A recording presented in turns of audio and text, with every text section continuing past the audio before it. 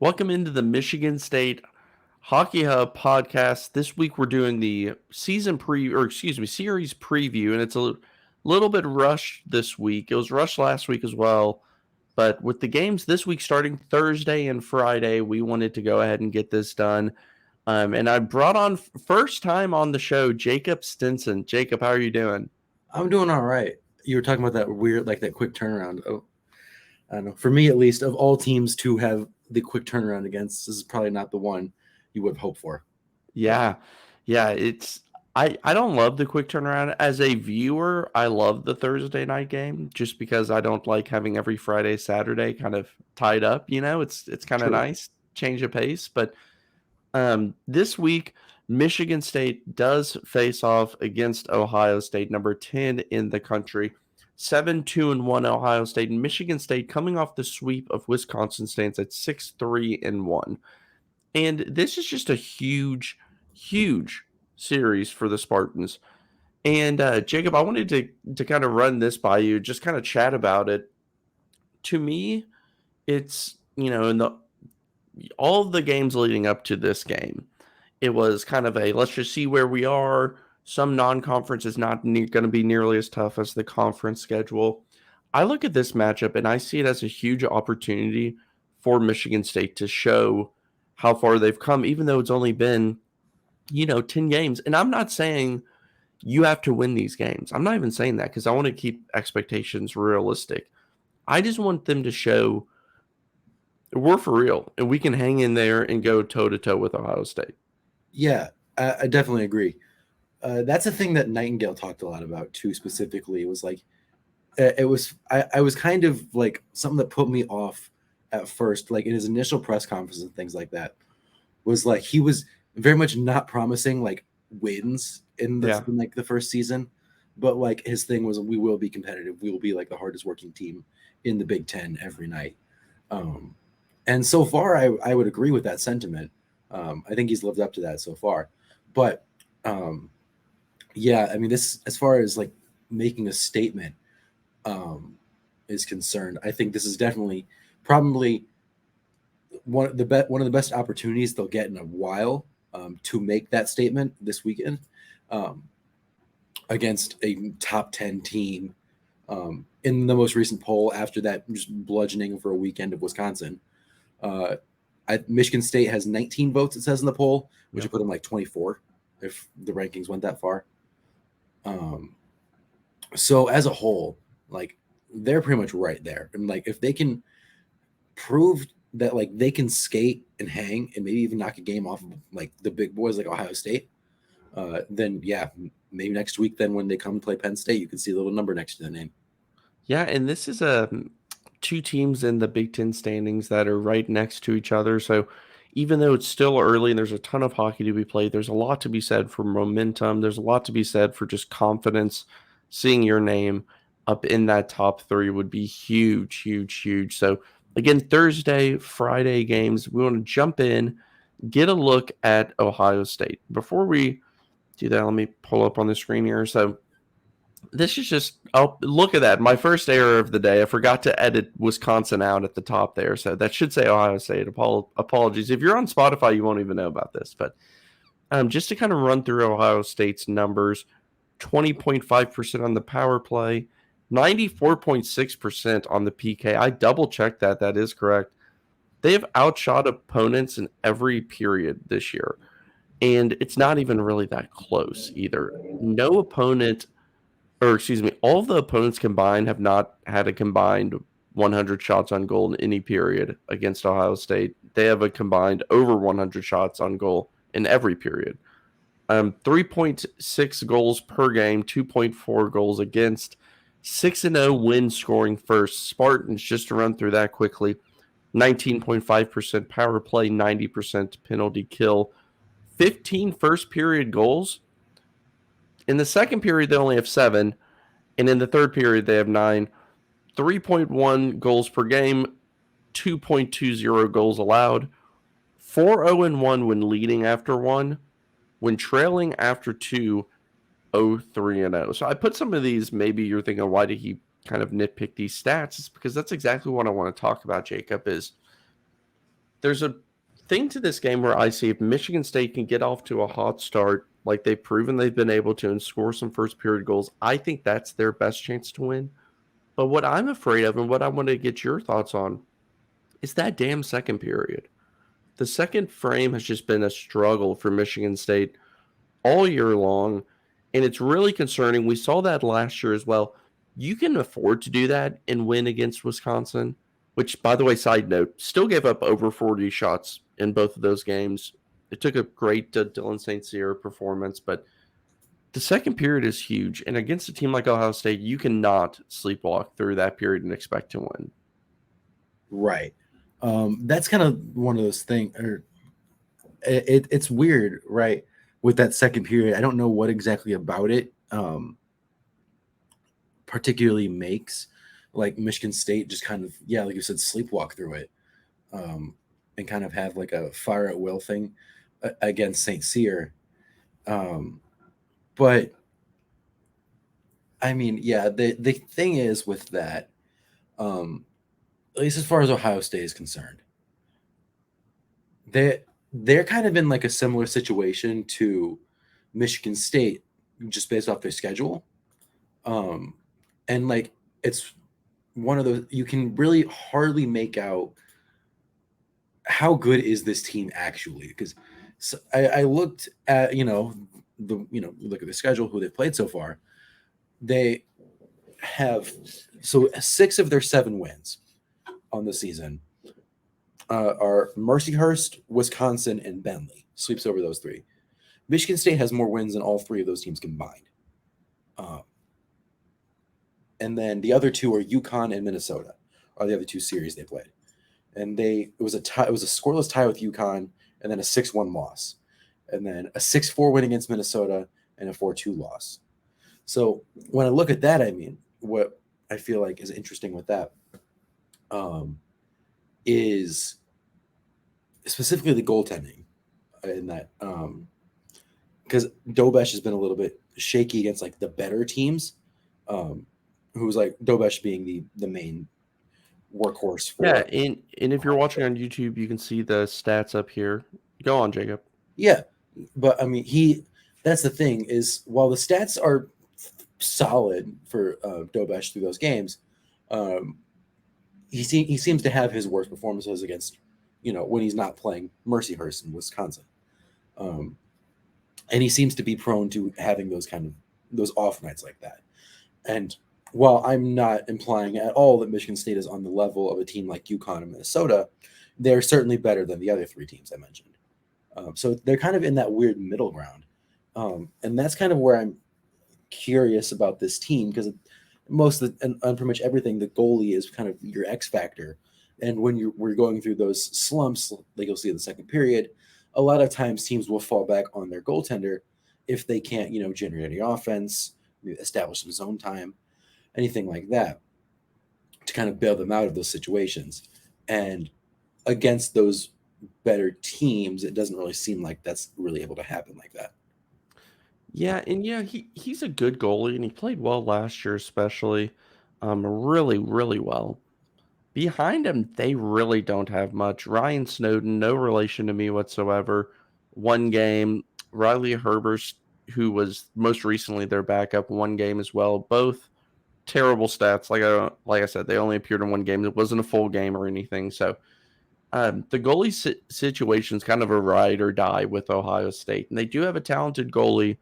Don't get me wrong, but is there any possible chance that, I mean, he's going to start both games? I'm not even going to try to talk my way into it. He's their number 1 goalie. I would see him playing both games this weekend. Do you agree with that?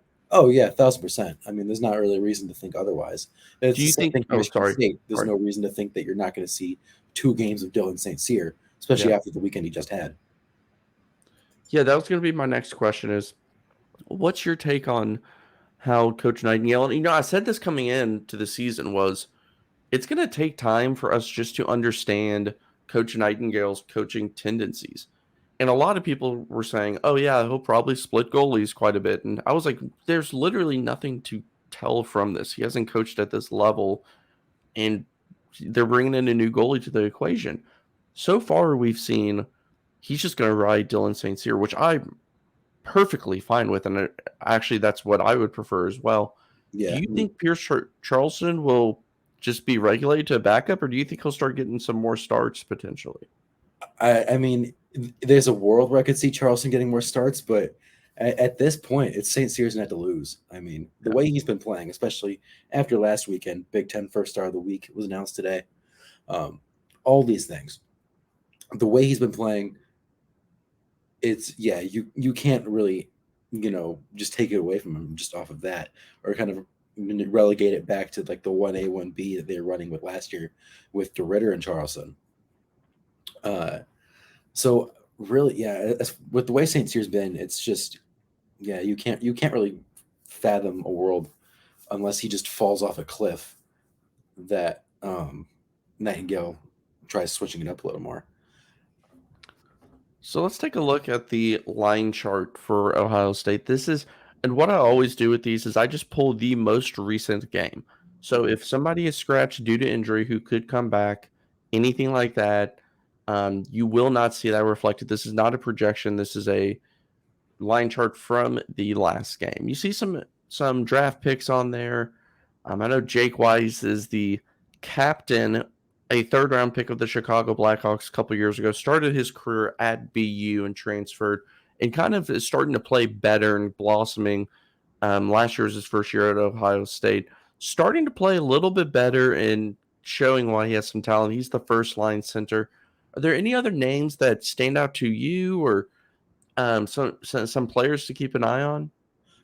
Yeah, I mean the two people I think you're going to want to look at the most are ironically enough the other NHL draft picks that are also on this list.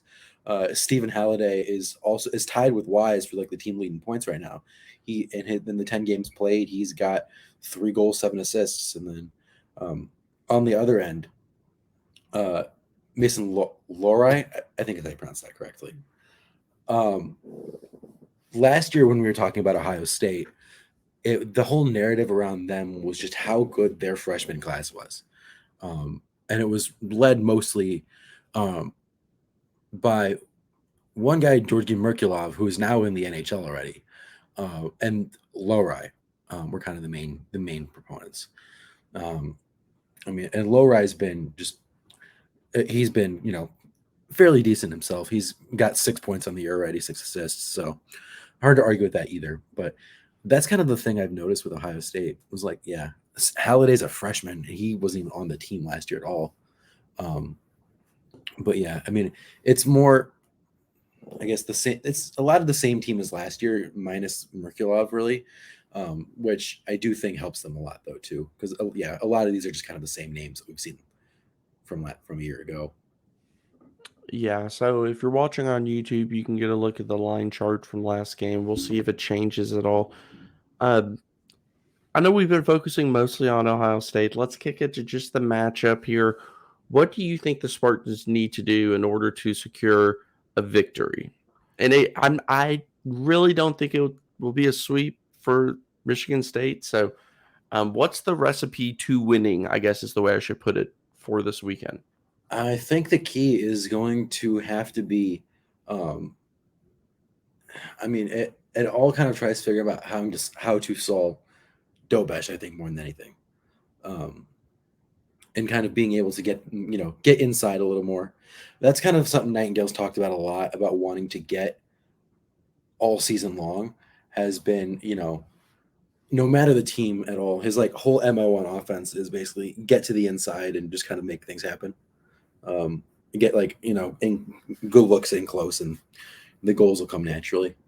Um, and yeah, I think that's going to be kind of what you have to do already with Dobesh because he is such a big goalie, he's 6'4", and while he moves like relatively well for his size, and the way you always get you can beat big goalies like that is get them on their knees, get them force them to move side to side, things like that. Um, and that yeah, and it makes it a little easier to beat them at that point. So if they can get down there a little more, and try and get inside more than anything, I think that's going to be how Michigan State can kind of solve Dobesh a little bit more. Yeah, I think the matchup's going to be interesting. Ohio State gets a lot of shots on net. Not like some absurd amount or anything like Penn State has been, but Ohio State's going to shoot a lot, and Michigan State gave up a lot of shots against Wisconsin, and I just don't. I think Ohio State has more talent than Wisconsin offensively, so that matchup's going to be interesting to see if you know. I don't think you win unless you score three at the very minimum, but I'm thinking you need 4 goals to win, especially with how good the goaltending is. Well, it's 2 good goaltenders. I just have a feeling like it's going to get to a point where Michigan State needs 3, probably 4 goals to win. I think that Ohio State has more talent than Michigan State, but I think scoring early and playing with a lead has been something that the Spartans have done well. And I think that they need to continue to do that if they want to secure a victory. Before we get you out of here, do you have a prediction for this weekend? I legitimately think we got a split here. My thing specifically with we were talking about the amount of shots that St. Cyr had. I didn't think the defense was that bad against Wisconsin. Well, yes, there was room for improvement. There were a lot of like one of the things Nightingale talks about a lot too is not paying attention to like just pure shots on goal totals, focusing more on scoring chances and who gets like the more grade A looks. I think even though like Michigan State, especially even in that second game, got dominated in the shots on goal totals, like they also Michigan State dominated Wisconsin in the actual quality looks. Like there were a lot of times it just kind of seemed like Wisconsin was just throwing the puck on net just to throw the puck on the net.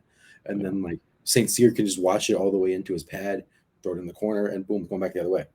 But it counts as a shot on goal. So that's kind of my thing with that. I think honestly, if the key for that too is going to be kind of just imposing that same style of play a little more. The same thing we've kind of seen from Nightingale's like style of hockey to begin with is just kind of they place a lot of emphasis on puck possession and things like that.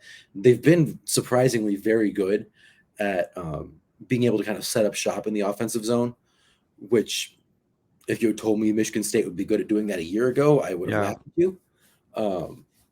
But yeah, it's a very different team. And so there's not really that much I can compare it to as far as last year goes. But no, I legitimately think though, it's going to be kind of similar to what we saw against Notre Dame this weekend, where they're going to kind of, I think one night, I don't know which night it's going to be.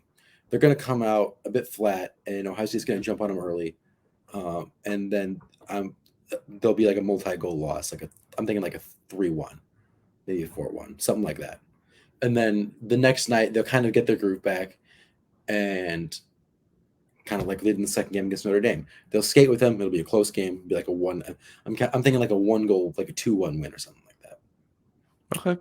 That's that's the very specific prediction, at least. Yeah, I like that. I like that a lot. Are you going to predict who scores the goals? Jagger Joshua was going to get one of these at some point.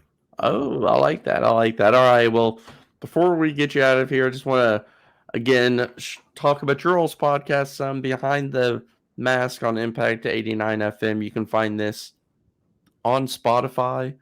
You will tweet out the links as well. Make sure to subscribe or follow or whatever they call it on Spotify, and give it a 5-star review as well.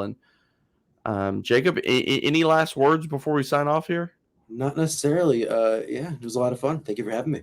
Yeah, absolutely. Thanks. And tune in on Saturday. We'll be having a Jacob Phillips, who's also on your screen here. The last member of Behind the Mask will complete the trifecta here, and he'll be on Saturday for the game recap. So thanks, and go green.